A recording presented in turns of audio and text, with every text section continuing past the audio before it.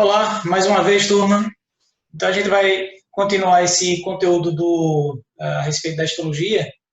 Então, eu tinha parado exatamente nos tecidos conjuntivos, falei sobre o tecido epitelial, disse para vocês que os tecidos epiteliais ele têm algumas características específicas, como, por exemplo, as células muito justapostas, fazendo com que o tecido não tivesse mais uma possibilidade grande de apresentar uma substância intercelular entre as células que se tornam vizinhas e não tem vasos sanguíneos chegando nele. Então, por isso que ele sempre vai ser nutrido de acordo com a chegada do sangue de um tecido subjacente.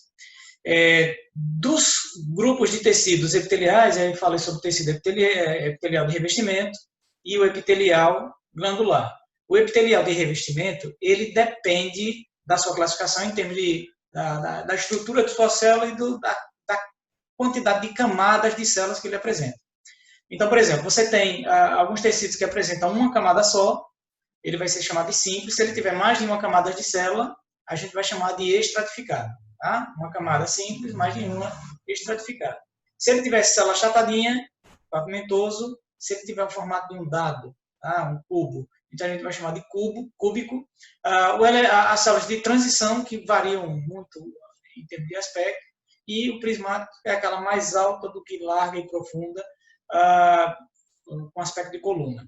Então, a gente falou a respeito dos tecidos epiteliais glandulares, aqueles que apresentam capacidade de produção de substâncias, produção e secreção. Todas produzem, mas produzir e secretar é uma função glandular. Então, a gente analisou os tipos de glândulas, endócrinas, exócrinas, mistas, os tipos de secreção, mucosa, serose mista, e a localização de alguns desses tecidos e alguns exemplos de glândulas. Então, para hoje, a gente vai analisar os tecidos conjuntivos, que eu já havia falado para vocês a respeito dessa composição dos tecidos conjuntivos. Então, vamos analisar aqui a respeito desse grupo de tecidos. Só um minuto. Dos tecidos conjuntivos, então, a gente vai ver aí na tela o tecido conjuntivo na histologia. A gente tem 3 tipos de tecidos conjuntivos.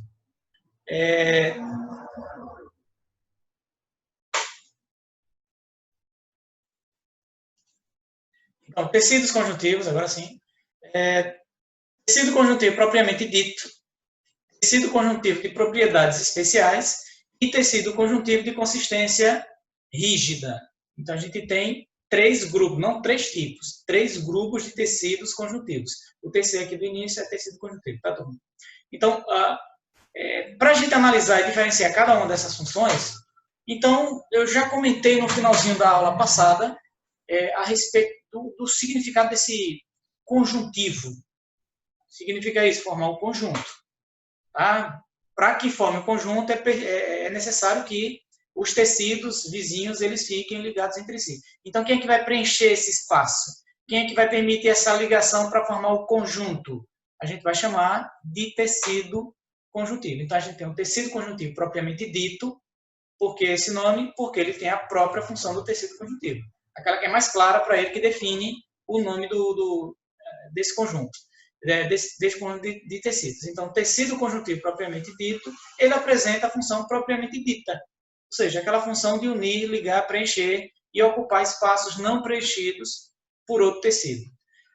Os tecidos conjuntivos de propriedades especiais, a gente vai ver quais são eles, e os de consistência rígida, que também a gente tem uma noção de quais são, é o tecido ósseo e o tecido cartilaginoso. Mas, no geral, independente do tipo, a gente tem algumas características marcantes, né, que normalmente, numa avaliação, se compara muito entre as características do tecido conjuntivo com as características do tecido epitelial. Uma delas era o seguinte, no tecido epitelial, as células são justapostas. Sabe o que seria isso? Muito justa, não deixa espaço. E, portanto, não há possibilidade de ter tanta substância extracelular ou intercelular. Extra fora da célula ou inter entre as células.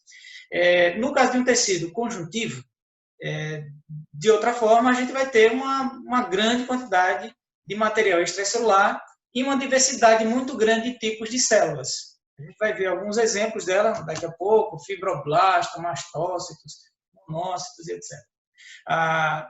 Essa matriz extracelular, esse material extracelular, que a gente chama de matriz extracelular, ela é constituída por dois grupos de estruturas, o que a gente chama de substância fundamental amorfa e o conjunto de fibras do tecido. Então, é fibra e substância.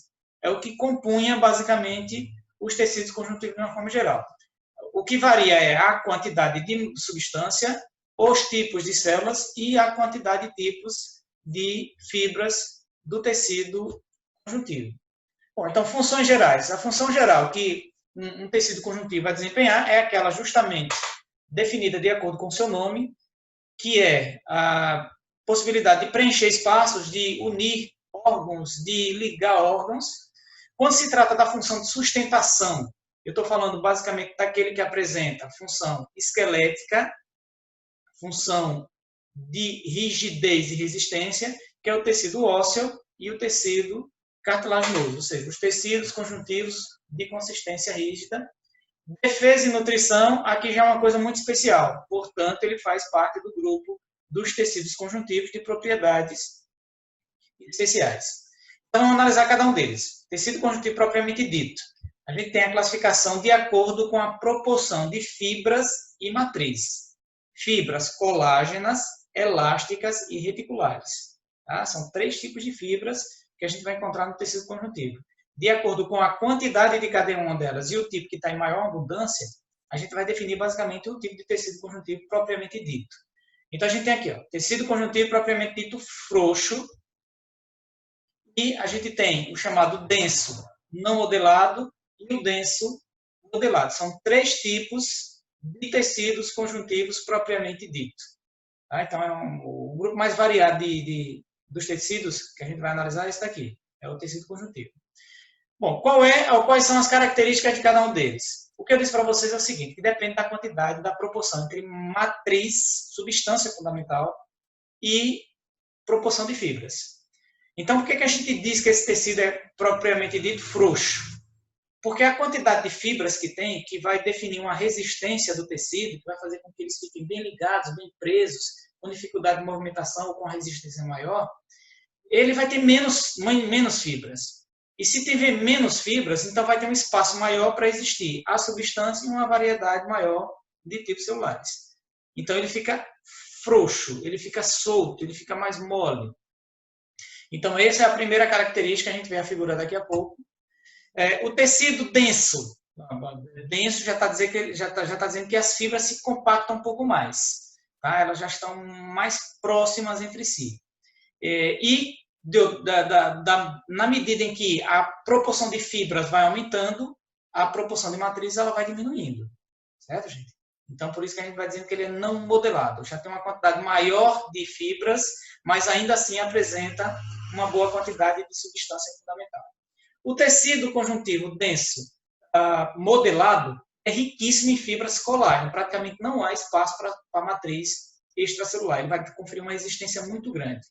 No geral, os 3 tecidos estão espalhados pelo corpo, mas o frouxo ele é mais, porque ele vai estar presente entre todos os outros tecidos. O denso não modelado ele vai constituir um componente que a gente vai chamar de derme, certo? Que é a segunda camada da pele. E o denso modelado é aquele que vai dar consistência. Então, quando a gente pega assim o braço e observa assim aquela parte mais consistente, fininha, partindo de um músculo, a gente chama isso de tendão. Certo, gente? Então, tem uma resistência muito grande porque ele vai sofrer uma tração, né? Você faz a contração muscular, no que você faz a contração muscular, ele vai tensionar para a gente aqui o tendão que está prendendo ao osso para fazer os movimentos laterais, posteriores, flexão, extensão, etc. Então, quando se trata de um tecido que tem alta resistência, é um tecido que deve ter bastante colágeno. Então, a proteína de resistência de construção e, ao mesmo tempo, de resistência do corpo. Então, denso modelado ele está presente aí, nos tendões e nos ligamentos, que é entre uma articulação e outra, para evitar que os ossos se soltem ou se separem. Bom, os tecidos conjuntivos, propriamente dito, eles podem ser mostrados em figuras, como vocês estão vendo aqui. certo? Então, aqui é o que a gente está percebendo. Essa linha mais longa, mais espessa, ela é a fibra colágena, tá? Ela dá uma resistência muito grande. A gente tem as fibras intermediárias, que são as elásticas, e as bem fininhas, aqui, tudo isso aqui é fininha, chamada de reticular. E observe também que tem uma variedade muito grande de células. Aqui eu tenho fibroblasto, que é a mais abundante, né? Uma célula importante que vai produzir as fibras do tecido conjuntivo. E a matriz extracelular. O que é a matriz extracelular, professor, que eu não estou vendo? Todo o espaço que não é célula fibras. Essa parte mais amarelada aqui do fundo, mais dourada, ela define a substância extracelular, a substância fundamental. Então, a gente tem célula adiposa, a gente tem os plasmócitos, você vai encontrar monócito, macrófagos, tá? Você pode encontrar diferentes tipos de células aqui presentes no tecido, de acordo com a localização desse tecido também, né? Que ele vai variando com o passar dos grupos. Observe agora a diferença entre esse primeiro modelo, o modelo anterior, esse aqui, ó, tá? O espaço entre as fibras, que é maior, mas compare com essa aqui agora. O não modelado, o primeiro modelo, o primeiro esquema, ele já tem uma quantidade maior de fibras. Está vendo aqui? Ele está vermelhinho aqui, ó. Já tem uma quantidade maior. Como consequência, o espaço para existir a substância fundamental se torna menor. Então, ele vai dar uma compactação maior, vai dar uma resistência maior. Então, a função dele na derme é imprescindível, tá? Para que exerça a função de resistir à tensão que a nossa pele sofre o tempo inteiro. E observe agora o que seria o modelado. Cada pontinho desse aí representa os núcleos ou algumas células.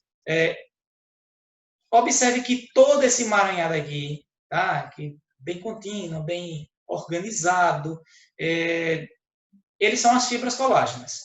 Onde é que a gente encontra isso aqui? Por exemplo, para quem gosta de carne bovina, cozida, né? Muitas vezes se cozinha um pedaço da carne e tem um pedaço que é meio esbranquiçado. Não sei se vocês conhecem assim, mas eu conhecia dessa forma. A gente chama de cabelo louro, tá? Que você come, mastiga, parece que ele não acaba nunca. Tá? Porque ele está ali, você vai mastigando e ele vai tendo resistência, que é um elástico. Tá? Uma fibra colágena que está ali. Ali é um tecido, é um tendão, tá, gente? Aquilo ali é um tendão. Como consequência, ele é um tecido denso, modelado. Bom, as células do tecido conjuntivo propriamente dito, vocês encontram fibroblasto, que eu já comentei com vocês, né? Que ele tem a função de formar as fibras elásticas, colágenas e reticulares e também da substância fundamental. Mas também a gente vai encontrar, turma, os mastócitos. Ela vai produzir duas substâncias importantes em qualquer tipo de resposta inflamatória. Uma delas é chamada de heparina, tá? Para que quando você tem uma inflamação, o sangue chegue trazendo as células de defesa, tá? Os anticorpos, tá? Todo o mecanismo de defesa vai agir ali. Então ele precisa que passe mais sangue. O vaso dilata, certo, gente? O vaso dilata e vai chegar muito sangue naquele local. O que pode acontecer seria uma espécie de trombose, ou seja, uma coagulação no vaso sanguíneo que está chegando, trazendo sangue com o material defensivo. Então, para que não aconteça isso, tem a heparina. E para que chegue mais sangue, vocês vão encontrar a histamina, que é uma vasodilatadora. Então, por isso que a gente diz que quando você tem uma inflamação, uma alergia, você vai utilizar um antihistamínico, tá? Porque ele age contra a produção de histamina, como consequência vai diminuir a resposta inflamatória. A gente vai encontrar o adipócito, que é do tecido adiposo, é do tecido de gordura, o macrófago, que é uma célula de defesa espalhada pelo corpo, não necessariamente no sangue. Então, você tem a forma de ação dela, de fagocitar, tá? Englobar a célula e digerir. Quando ela se converte, ou ela produz uma célula chamada de monócitos, tá? Que vão agir no corpo fazendo o processo de fagocitose mais cisto. E a mesenquimatose indiferenciada, gente. Essa daí é importantíssima. Porque ela não tem definição de função. Vai depender da necessidade do tecido, certo? Então, se o tecido precisar de tal tipo de célula, então ela se diferencia naquela célula. Se precisar mais de célula de gordura, se diferencia em adipócito.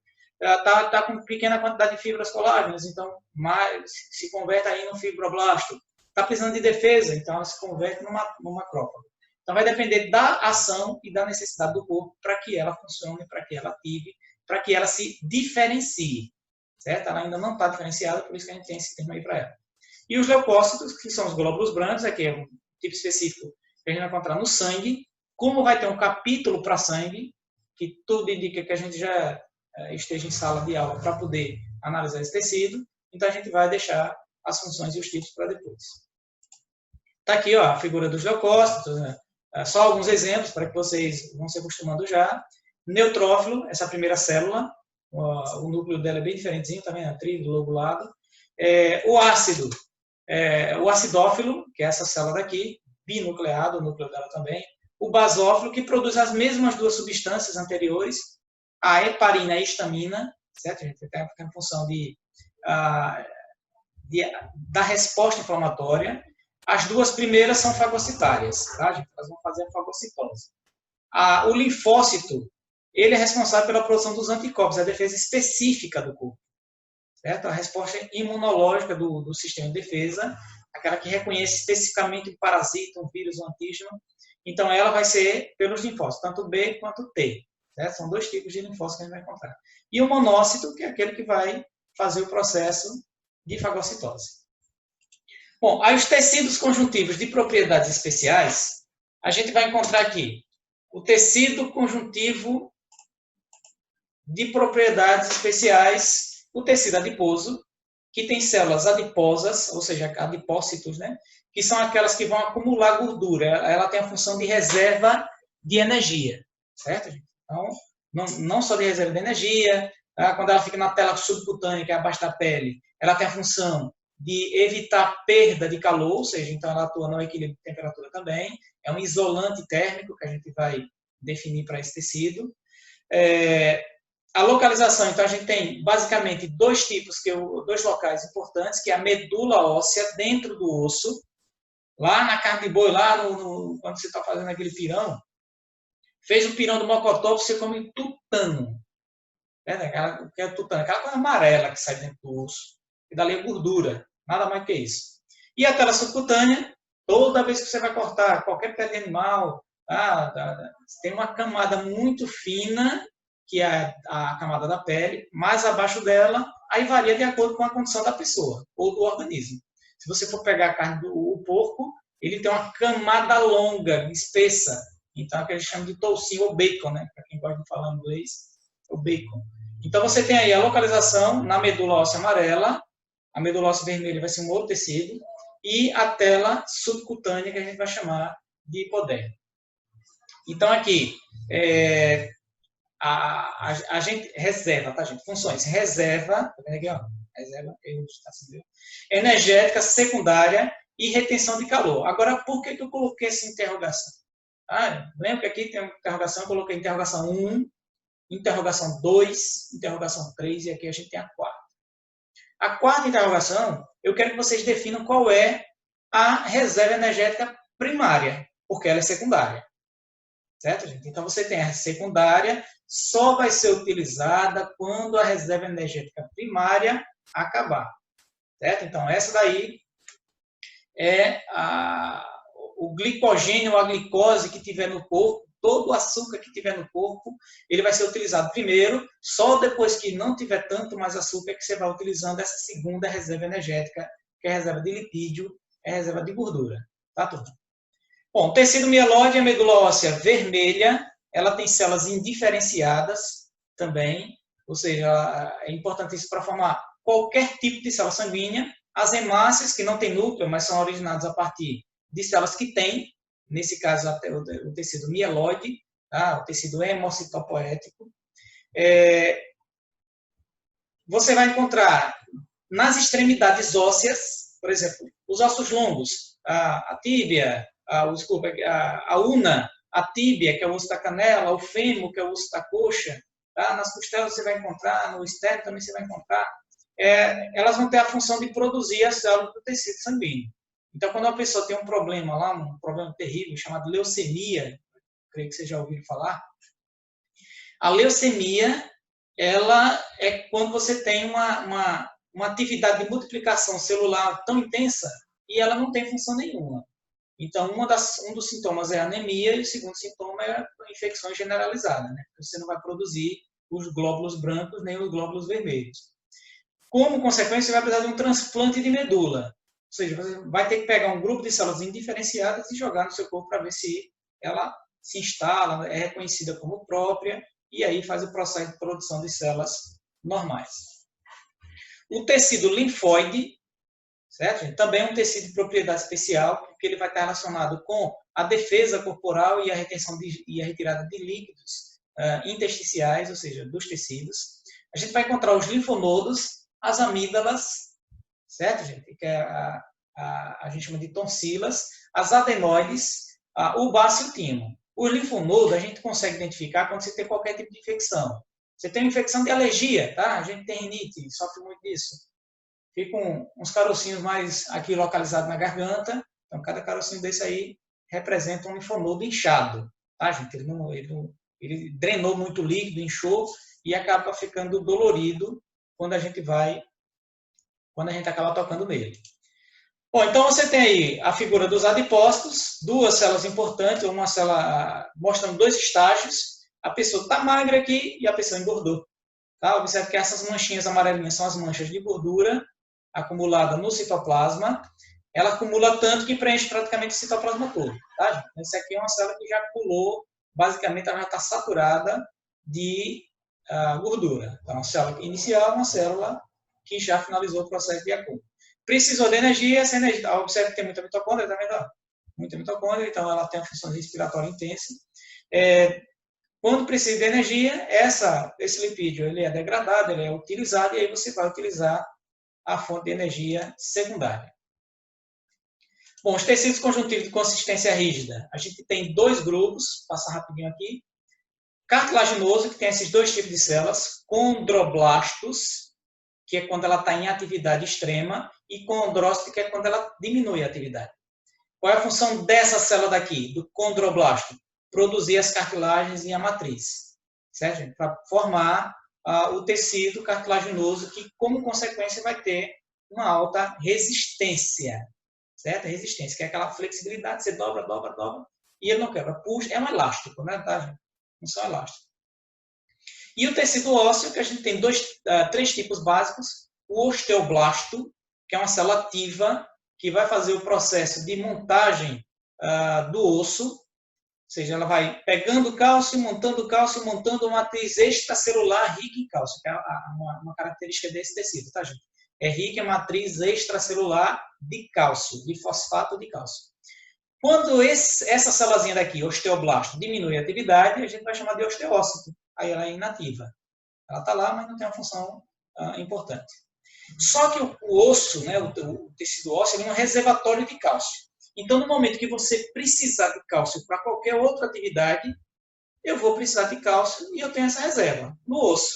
Então, o que eu devo fazer? Desmontar meu osso e reabsorver esse cálcio, para que ele vá para o sangue e eu utilize mais uma vez. Por isso que a gente precisa sempre repor cálcio. Porque à medida que você vai colocando, não tem, você perde. Tá? Então, quando a pessoa perde demais esse cálcio, o osso ele fica quebradiço, fica frágil, ele fica com poros. Tá? Então, a gente chama de osteoporose. Então, a função do osteoblasto é montar o osso, a função do osteoclasto é desmontar esse osso, ou esse tecido, né? Retirando o cálcio, tornando o osso um pouco mais fragilizado. O tecido ósseo, gente, não é o osso propriamente dito, tá, gente? Isso aqui é um tecido. O osso é um órgão. Qualquer osso que vocês imaginarem é um órgão, porque ele tem outros tecidos para constituir.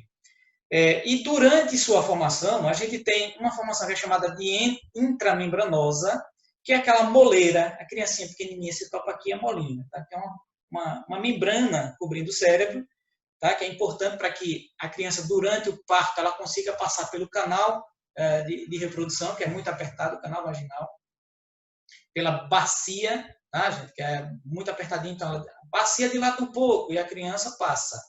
Mas aí a cabeça dela ela vai mudando e consegue passar. Geralmente, quando a criança nasce, a cabeça dela fica um pouco tortuosa, depois ela remonta, tá? Ela molda um pouquinho.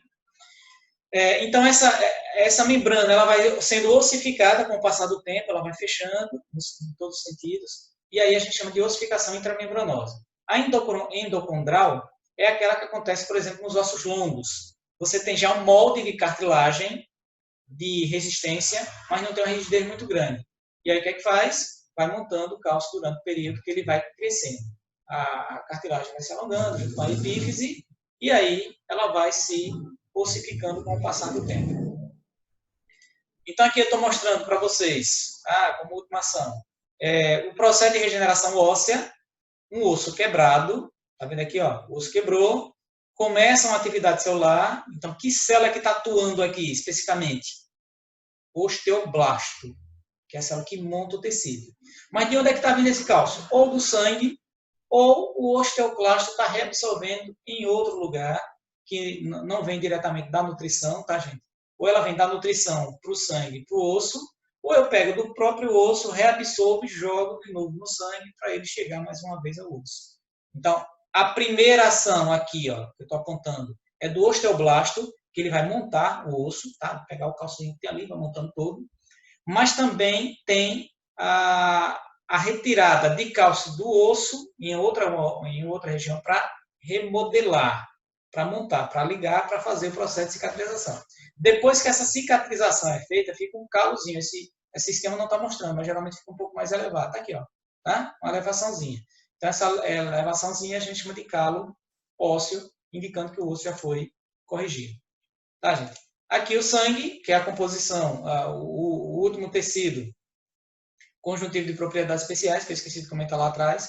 Então, você tem o plasma, que é a parte líquida do sangue, e você tem os elementos figurados, que são as células hemácias, que constituem grande parte da quantidade de sangue, certo? 47%, ou seja, a gente tem água e hemácias, e distribuído nos outros componentes.